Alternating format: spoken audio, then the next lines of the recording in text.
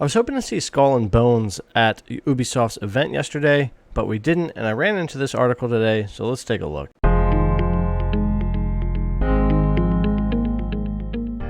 Alright, so it looks like Ubisoft has basically rebooted Skull and Bones. So I knew this game had been delayed a couple of times. It was originally announced in 2017, and I was expecting to see it at yesterday's Ubisoft Forward event, but there was nothing there. So I'm assuming this game is even farther out. I'm thinking 2021, maybe even 2022, depending on what they're wanting to do with this game. Hopefully it's next year. It's a game I've been excited for, even though we haven't learned a lot about it. And I saw this article today, and I thought it might give a little bit more light on what's going on with Skull and Bones. So let's dive into this article and take a look. So Ubisoft has rebooted its open-world pirate game Skull and Bones, sources have told VGC. Announced at E3 2017, Skull and Bones is the first title led by Ubisoft's Singapore studio, heavily inspired by its work creating the naval battles for Assassin's Creed Black Flag. Assassin's Creed Black Flag is one of my favorite Assassin's Creed games. The environment, the feel of that game, the pirate ships and the shanties and the battles, that game really, more than any other Assassin's Creed prior to Odyssey, really pulled me into that franchise, and I really enjoyed Black Flag.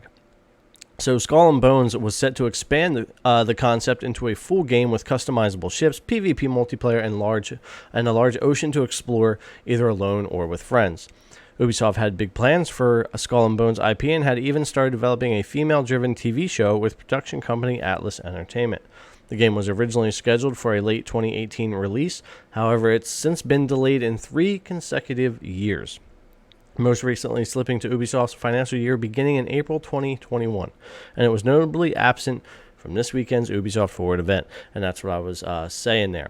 The fact that it's kind of still listed for their April 2020, I'm assuming maybe they're still looking at releasing this game in their first quarter of next year, but that could easily change with this game. And honestly, as much as I'm looking forward to playing it, I'm absolutely all right with them taking the time that it needs to be good, because too many games for the past couple of years have been rushed out. Not that this hasn't been the case for many years, but just it seems like, especially the past couple of years, games are just getting thrown out there and they feel completely half-baked, half-finished, huge potential, and horrible execution.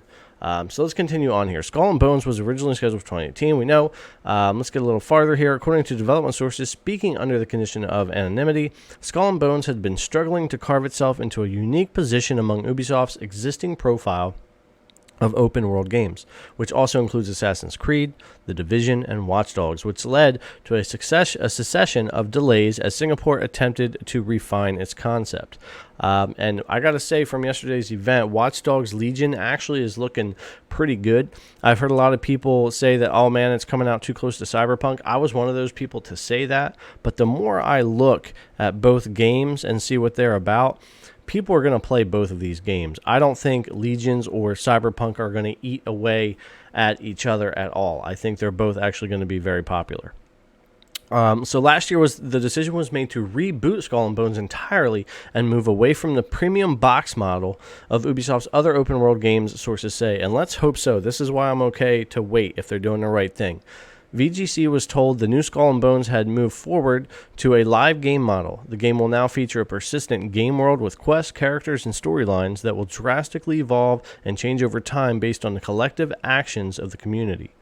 This is unlike GAS titles like The Division 2, which receive regular updates but relatively static worlds, stories, and content.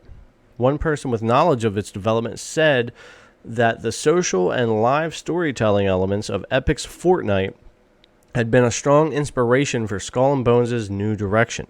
They said the rebooted Skull and Bones would have a stronger focus on collaboration, as Ubisoft is keen to appeal to audiences beyond the competitive action fans who usually play its other series. Now, this was a piece of the article I was actually excited to read because I'm a fan of World War Z for one reason, the cooperative mode.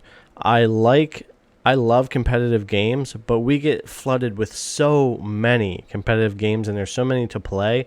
It's rare that there's a fantastic cooperative game that can hook you and get you in the same way. If Skull and Bones can create this with the expanded idea of the ships from Black Flag, the whole feel of the pirate environment, the worlds, a lot of collaboration with other players, and a less one thing that gets me about Sea of Thieves, and I like Sea of Thieves, but I kind of quit playing it, and the thing that got me was just the random battling, or a ship that decides to come and get you.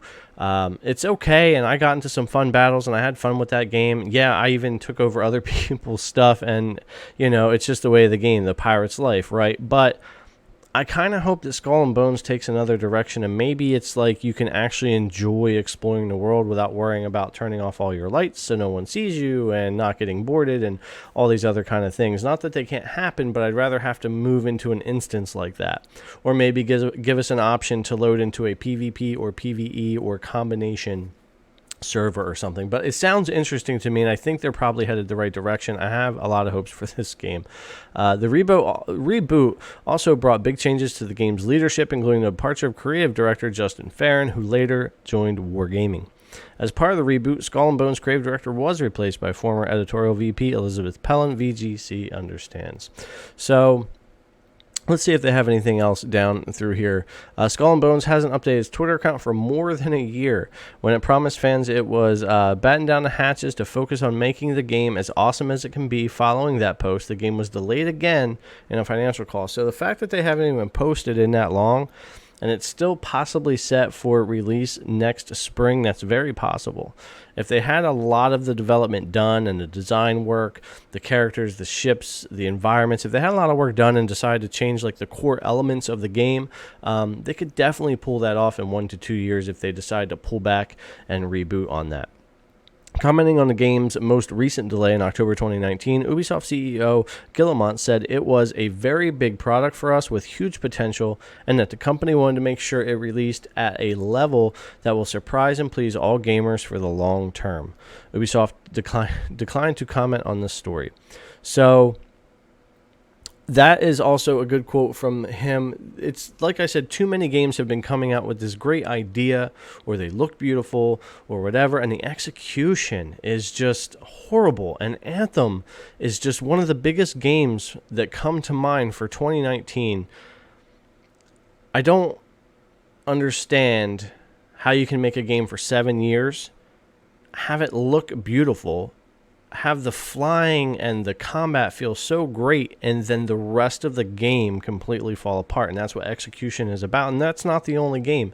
And I actually liked Anthem when it came out, and then it wasn't long, there wasn't a lot to do, and they are going to reboot that game as well. But what they should have done was just not released it. I don't care if it had been 7 years.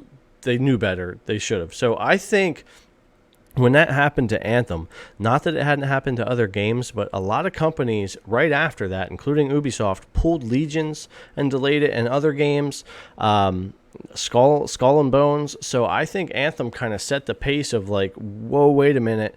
We need to, rather than just put these games out and promise to fix them later, we need to actually put them out and be something good. So anyway, thanks a lot for coming in and check out this video. I hope you enjoyed it. Subscribe to the channel if you haven't. Ring that notification bell. Give the video a thumbs up and leave me your comment down below. Are you excited for Skull and Bones? And do you think it's smart for companies to be pulling these games back and making them right, hopefully, before launching them and then promising to fix them?